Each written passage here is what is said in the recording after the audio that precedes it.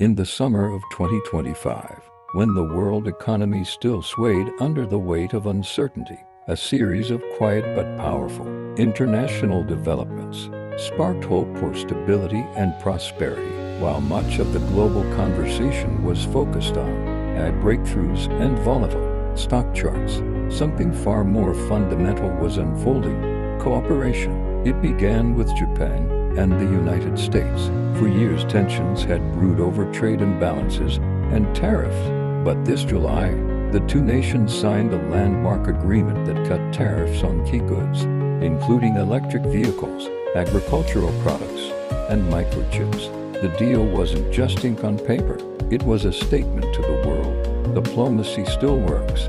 Japanese stocks surged by 3.5% the morning after the announcement. Toyota's shares climbed, so did those of Sony and Mitsubishi. But the real victory wasn't economic, it was symbolic.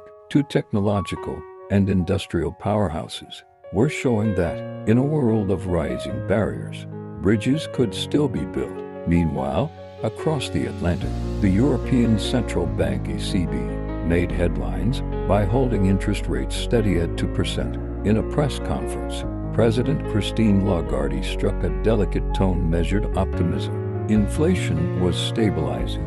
The energy crisis had cooled. Europe, bruised but resilient, was ready to grow again. The UK added its own twist to the global narrative.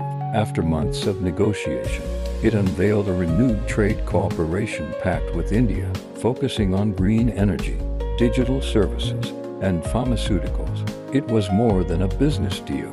It was a cultural handshake between two nations, with centuries of complex history, now looking toward a shared future.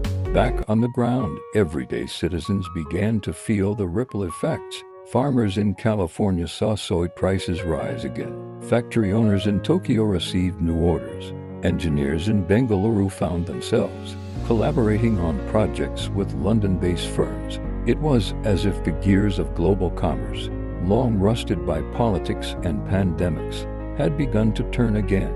Of course, not everything was smooth. Tariff threats from the US government, mostly directed at China and some EU nations, still cast long shadows. Analysts warned of potential retaliation. And in the background, climate instability, cybersecurity threats, and regional conflicts remained unresolved. But for the first time in a while, optimism outweighed fear. This moment in history wasn't about fireworks or dramatic speeches. It was about quiet meetings in closed rooms, handshakes across oceans.